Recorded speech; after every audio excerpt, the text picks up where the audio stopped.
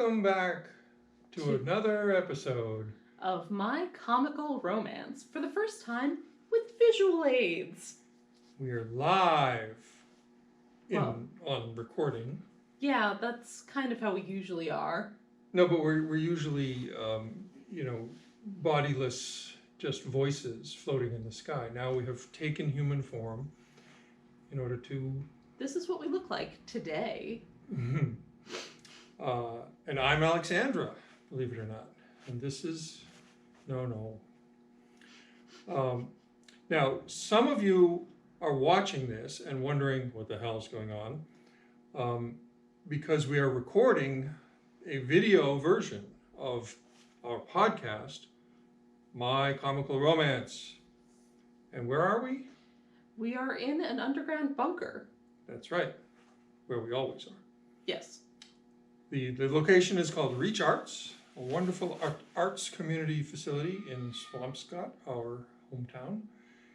And they do all kinds of great programs here and have graciously welcomed us to produce the podcast visually without an audience because, it's the apocalypse. Yeah, but it's still a good time for talking about comic books, right? Well, the apocalypse is the best time to talk about comic books. Oh, good. Thank goodness we're following protocol. Yes. So for those of you unfamiliar, we do a podcast about... romance comics. The genre that time forgot. Yes, it's basically bad soap operas put to comic book format. Except a lot shorter than a soap opera. So there isn't a lot of time for twists and turns. There's usually just the one twist. But because we're in an arts-oriented facility and working to kind of link our work with some of the other highbrow art stuff that goes on here, we are doing a special program today. Well, really what happened is last episode, I made an offhand mention of an artist I couldn't remember who was known for copying images out of romance comics. Now, wonderful listener Trisha was kind enough to reach out to us and let me know that the artist I was thinking of was Roy Lichtenstein. Not the country, the artist. Yes. Or did they name the country after the artist? Oh, probably. He was very famous. Yeah, and it's a tiny country anyway. I mean, like Fred Russia, had already had a country named after him. So yeah, Roy Lichtenstein is going to be kind of the tying theme of our episode today. And we're going to try and present this both as a visual video for people to watch and as a recorded podcast in our traditional format. Right, and we will be having song and dance performers come in at various points too. They're very good and very quiet. Yeah. But again, Roy Lichtenstein became a topic of interest, and so part of today we will be learning a little bit about him and his relationship with romance comics in particular.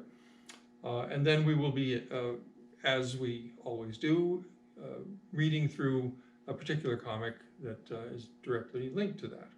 It's a real treat. I'm very excited about this episode. Yes, so now that you have the agenda, you can, sit back with your snack and drink in hand and enjoy either watching or listening to this week's episode, this month's episode. This year's episode. The episode of, this is October 2020.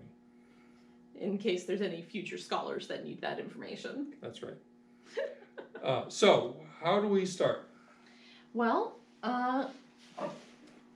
one of the wonderful things that Trisha did for us was she also linked us to an essay about Roy Lichtenstein, and more specifically, about a man named David Barsalo, who has gone to a lot of effort to look at Roy Lichtenstein's work and to find what his work is based on.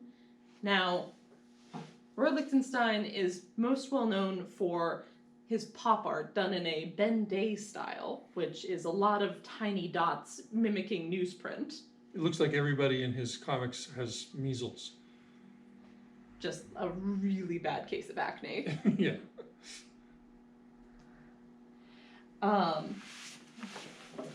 Here's first of all, sorry, it's hard to do this for both visual and audio. First of all, we have a slide of one of the examples of what Barsalou did, which is he found the original of a comic strip illustrated by Tony Abruzza, and its Roy Lichtenstein counterpart, which is called Driving. Now, the picture features a man and a woman in a car. Woman's wearing a leopard print coat, looking aloof as the man looks at her knowingly. Or scheming in some way. Yes, there's definitely a lot of delicate emotion going on in both images. Well, the wording, what does it say in the original comic? Originally, it says in the narration box, "I vowed to myself I would not miss my appointment, that I would not go riding with him, and yet, before I knew it..." So here's this guy has basically taken her away from, some vital appointment of her life, and he's just gonna take her for a ride, I suppose. But that's not the point. The point is, Roy Lichtenstein, for better or worse, copied many of his most famous images from comic books. Often from romance comics, sometimes from other varieties of comic books. And more notoriously, he didn't give any credit or money to the original creators. And just to clarify, in case you're not familiar, as I wasn't, with Lichtenstein, this guy is and was super famous and successful. I mean, he's really arguably on a level with contemporary Andy Warhol in terms of pop art notoriety and fame from the 60s. And so here you've got a guy who's making these images, taking them from comic books where the guy who drew the original probably got paid $50. Mm-hmm. And certainly if you break it down per panel, like one scene from a single comic, he probably got $5 for one of those. Yeah, and it's a great injustice to comic book artists in general. Like, one of our recurring issues throughout the show is that we want to give credit to the comic creators, and we just aren't able to because artists and writers weren't credited in a lot of the comics. But in this case, I mean, we have some of like that Tony Abruzzo, I believe. Not very famous, but indirectly made famous by Lichtenstein, and to our knowledge, and certainly what this article claims, never even acknowledged, let alone compensated, by the guy who basically made his work famous, or used his work to become famous. Yes, I got a couple of quotes from Wikipedia. And Art Spiegelman, famously the creator of Mouse and a longtime contributor to The New Yorker, said of Lichtenstein did no more or less for comics than Andy Warhol did for soup.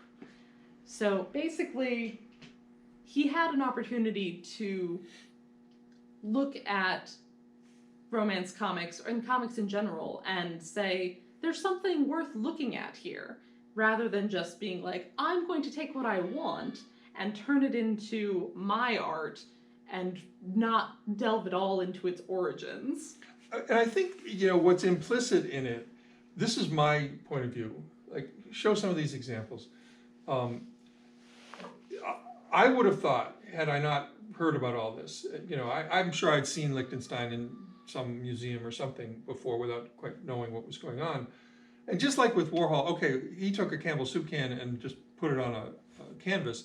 But I would have thought that these were original, that it's not really hard. If you're a good artist, it's not hard to draw the, comic book style of art.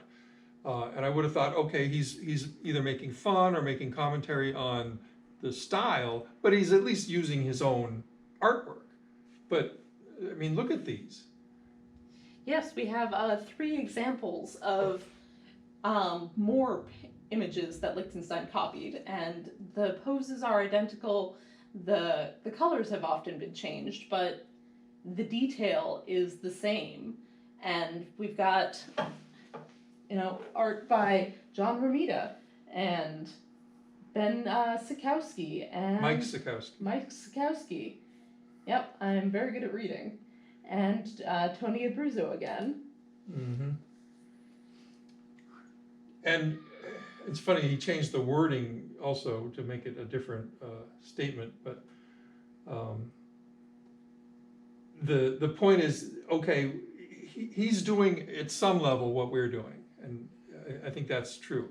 We're taking the genre of romance comics, which was a very lighthearted, very, sort of simplistic and superficial entertainment medium, and we're deconstructing it, we're examining it, we're holding it up against popular culture in general and society in general, and the era in which it came out versus the current era, and making fun of it, but also learning from it. I don't think he was explicitly making fun. He was doing the same, holding it up as a kind of symbol or representation of certain cultural norms or ideas. He is often credited as being a parody artist, though. All right. So there is a certain amount of dramatic irony that goes into these things. Mm-hmm. Now, one painting that we want to talk about in particular today, after we discuss a little bit more that he definitely stole his images to the point where here we've got a image from 2009 by Robert Koch Gallery. No, Hugh Brown is the artist. Hugh Brown. He swear I can appropriated. read. Yeah, he appropriated. So the original artist, Ted Galinda, these two people sitting next to each other talking. We can't even read what they said. But in the new one, it's a woman complimenting the man who is an artist and claiming that his painting is a masterpiece, and soon all of New York will be clamoring for it. And then this Hugh Brown made a copy of that and turned it on its head by saying, and he speaks specifically to Roy, darling, this painting is a masterpiece. It transcends appropriation, becoming outright theft. Now, what Roy Lichtenstein said of his own art was, I am nominally copying, but I am really restating the copied thing in other terms. Which, take that as you will. Like, there's definitely a lot of debate in the artistic world where inspiration ends and theft begins. But, like, no matter how you feel about the artist, I don't think that it's easy to dismiss the idea that he should have given credit to those that he was copying. Yeah, and I mean, I don't know enough about it, but presumably these artists were still alive at the time that these paintings were made, because in some cases they were made right after the comic that they reproduced, right? Yes, absolutely. In fact, yes, excellent. The next painting that we're talking about is arguably Lichtenstein's most famous, called Drowning Girl, which came out in 1963. This is also by Tony Abruzzo, lettered by Ira Schnapp, and it's from a story called Run for Love, from Secret Hearts number 83, which came out in November of 1962. So this is the Lichtenstein version, where she's drowning. This woman's face is in the water, and it's tears on her cheeks. And I'd rather sink than call Brad for help. I noticed Brad was the name in the other one too. Yes, that's a theme in some of his paintings. There's a lot of Brads. Brad, that's great. But what we're about to do then is go to the source for this well-known, I mean, we should have looked up what museum this thing is hanging in. I'm going to guess like maybe the Museum of Modern Art or something equivalent in somewhere else.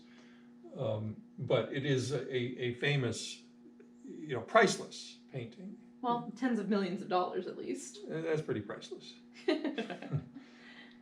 Now for the fun part, though, because now that we've taken a look at Lichtenstein, we thought it would be a lot of fun to analyze the comic that this came from, which, as I said, is called Run for Love from... You can show it in the next slide. Yes. Run for Love from Secret Hearts number 83. Now, normally when we do an analysis of these comics, it's ones that I actually own in some format. Sometimes it's reprints, but sometimes it's original comics that I've just got in my collection. We decided we wanted to try and get this issue and looked it up, and it was $800. So Lichtenstein strikes again. And luckily, we were able to find scans of this. Well, luckily, we've made so many tens of thousands from this podcast that it was an easy, just, pocket change. The tax write-off. Yeah, we just, actually we stole it. Okay, I admit, we stole it. Well, now we can't put the episode up, Dad. Oh, okay, we didn't steal it. What did we do? We found a scan of it. Ah. Some kind soul was able to get their hands on this issue, scanned the entire thing, front cover to back, and put it online for free. So today we get to analyze Run for Love. But we're giving all the credit in the world to Tony Abruzzo and whoever else made this thing. So no, we did not draw this ourselves. And unfortunately, we don't know who wrote it. Mm-hmm. We just know the letterer and the artist.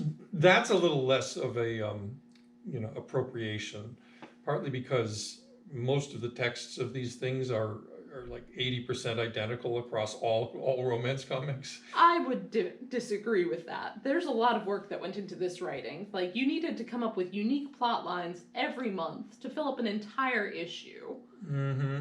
I suppose that's... The drama might be similar, but the plots are different. You had to come up with different names for the characters. This isn't a Mad Libs game. I will not have you disparaging the romance genre. That's what we do every month. No, we analyze.